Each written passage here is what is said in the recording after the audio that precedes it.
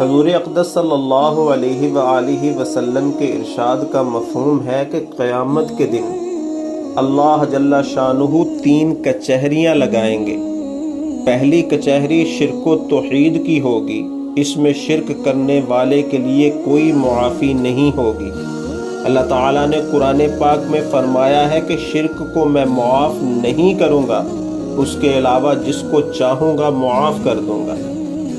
دوسری کچہری میں حقوق العباد کا پوچھا جائے گا، جس نے بھی کسی پر ظلم کیا، اس کا حق کھایا، اس کی عزت خراب کی، وہاں ہر ایک کا جواب دینا ہوگا۔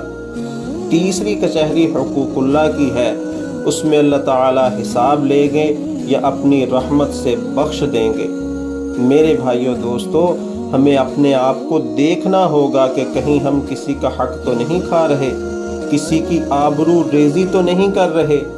ہماری تو ہر محفل میں رونق ہی تب لگتی ہے جب ہم کسی کی برائی کریں۔ ہم نے لوگوں کی برائی کو گوسپ کا نام دے دیا ہے۔